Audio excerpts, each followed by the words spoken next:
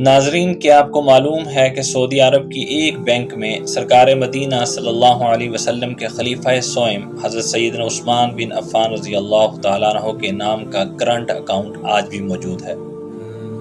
ناظرین، یہ انتہائی حیران کن بات ہے کہ حضرت عثمان بن عفان رضی اللہ تعالیٰ عنہ کا اس موجودہ دور کے اندر بھی کوئی بینک اکاؤنٹ ہے۔ ناظرین، سعودی عرب کی میونسپل کمیٹی یعنی میونسپلٹی میں حضرت سیدنا عثمان بن عفان رضی اللہ تعالیٰ عنہ کے نام جائیداد رجسٹرڈ ہیں اور آج بھی ان کے نام کے پانی اور بجلی کے بل آتے ہیں۔ اب یہ سارے معاملات کیسے ہوئے، آئیے ہم اس کو دیکھتے ہیں۔ دراصل ہوا یوں کہ نبوت کے 13ویں سال جب مسلمان ہجرت کر کے مدینہ منورہ پہنچے تو وہاں پانی کی بہت قلت تھی۔ مدینہ میں ایک ہی کنواں تھا جس کا مالک ایک یہودی تھا اور وہ اپنے کنویں کا پانی مہنگے داموں فروخت کرتا تھا۔ اس کنویں کا نام بئر روما یعنی روما کا کنواں تھا۔ ایسے حالات سے پریشان ہونے کے سبب لوگوں نے سرکار مدینہ صلی اللہ علیہ وسلم سے شکایت کی اور اپنی اس پریشانی کا احوال سنایا۔ لوگوں کی بات سن کر اللہ رب العزت کے حبیب کریم صلی اللہ علیہ وسلم نے فرمایا کہ کون ہے جو یہ کنواں اس یہودی سے خرید کر مسلمانوں کے لیے وقف کر دے؟ اللہ تبارک و تعالی اسے اس کے بدلے جنت میں ایک چشمہ عطا فرمائیں گے۔ حضرت سیدنا عثمان بن عفان رضی اللہ تعالیٰ عنہ اس یہودی کے پاس پہنچے اور کنواں خریدنے کی خواہش کا اظہار کیا۔ چونکہ یہ کنواں ایک منافع بخش آمدنی کا ذریعہ تھا، اس لیے اس یہودی نے اسے فروخت کرنے سے انکار کر دیا۔ حضرت عثمان رضی اللہ تعالیٰ عنہ نے یہودی کا منفی جواب سن کر ایک نئی تدبیر سے اسے راضی کرنے کی کوشش کی۔ آپ رضی اللہ تعالیٰ عنہ نے فرمایا کہ تم پورا نہیں تو آدھا کنواں ہی مجھے فروخت کر دو، اس طرح ایک دن پانی میں استعمال کروں گا اور دوسرے دن تم استعمال کرنا۔ یہ سن کر یہودی لالچ میں آ گیا اور سوچنے لگا کہ یہ اپنے دن میں پانی مہنگا بیچیں گے اور میرا منافع بھی زیادہ ہوگا، تو وہ اس وجہ سے مان گئے اور اپنا آدھا کنواں حضرت سیدنا عثمان بن عفان رضی اللہ تعالیٰ عنہ کو فروخت کر دیا۔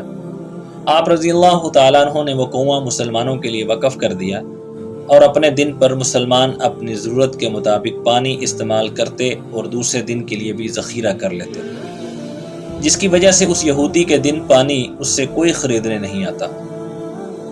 جب اس یہودی کو اپنے اس کاروبار میں مندہ دکھائی دینے لگا تو اس نے حضرت سیدنا عثمان غنی رضی اللہ تعالیٰ عنہ کو باقی آدھا کنواں خریدنے کی بھی پیشکش کر دی، اور یوں آپ رضی اللہ تعالیٰ عنہ نے یہ پورا کنواں کم و بیش 35,000 درہم میں خرید کر مسلمانوں کے لیے وقف کر دیا۔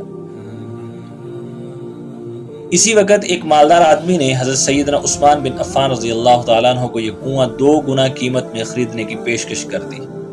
آپ رضی اللہ تعالیٰ عنہ نے فرمایا مجھے اس سے کئی زیادہ کی پیشکش ہے۔ اس مالدار نے کہا کہ میں 3 گنا زیادہ رقم دوں گا، تو آپ رضی اللہ تعالیٰ عنہ نے فرمایا کہ مجھے اس سے کئی زیادہ کی پیشکش ہے۔ اس نے کہا کہ 4 گنا دوں گا، تو آپ رضی اللہ تعالیٰ عنہ نے یہی فرمایا کہ مجھے اس سے زیادہ کی پیشکش ہے۔ یوں وہ مالدار رقم بڑھاتا گیا اور آپ رضی اللہ تعالیٰ عنہ یہی بات دہراتے رہے کہ مجھے اس سے زیادہ کی پیشکش ہے، اور بات 10 گنا تک جا پہنچی۔ تو اس مالدار شخص نے آپ رضی اللہ تعالیٰ عنہ سے کہا کہ آخر وہ کون شخص ہے جو آپ رضی اللہ تعالیٰ عنہ کو 10 گنا دے رہا ہے؟ تو آپ رضی اللہ تعالیٰ عنہ نے فرمایا کہ میرا رب ہے جو مجھے ایک نیکی کے بدلے 10 گنا اجر کی پیشکش کرتا ہے۔ ناظرین، وقت گزرتا گیا اور یہ کنواں مسلمانوں کو سیراب کرتا رہا، یہاں تک کہ اس کنویں کے ارد گرد حضرت سیدنا عثمان غنی رضی اللہ تعالیٰ عنہ کے دور حکومت میں ہی ایک بہت بڑا کھجوروں کا باغ بن گیا اور اسی دور میں اس کی دیکھ بھال ہوتی رہی۔ اور السعود کے دور میں اس باغ میں موجود کھجوروں کے درختوں کی تعداد کم و بیش 1550 ہو گئی۔ حکومت وقت نے اس کے گرد 4 دیواری بنا دی اور سیدنا عثمان بن عفان کے نام اس کو رجسٹرڈ کر کے میونسپلٹی کے حوالے کر دیا۔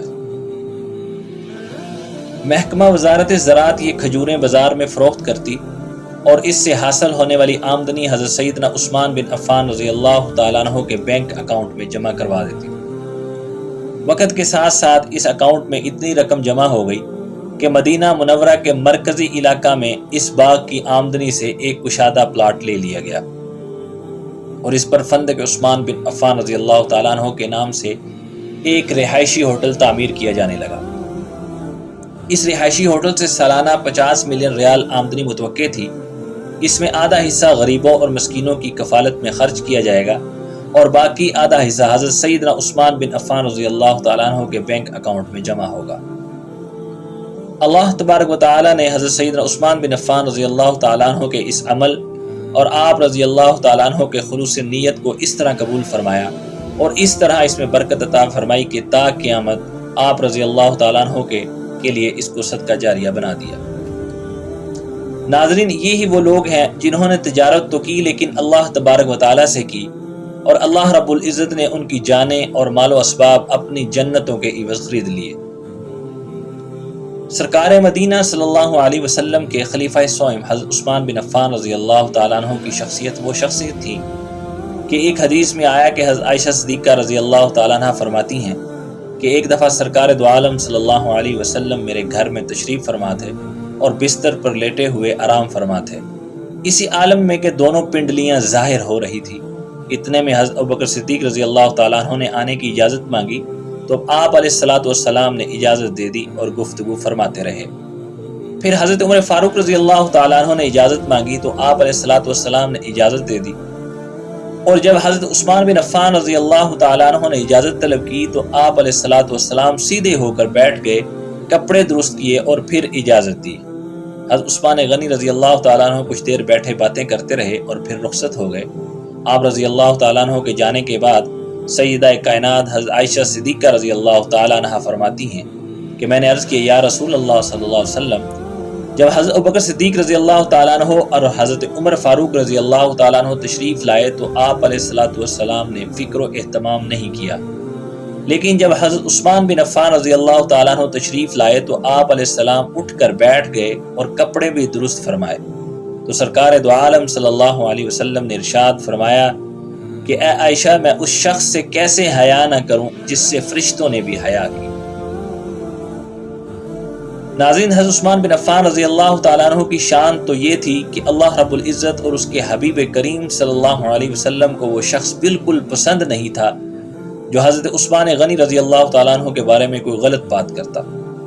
ایک حدیث کے مطابق ایک دفعہ ایک جنازہ لایا گیا تو صحابہ کرام نے سرکار دو عالم صلی اللہ علیہ وسلم سے عرض کی کہ نماز پڑھا دے، تو آپ صلی اللہ علیہ وسلم نے نماز پڑھانے سے انکار کر دیا۔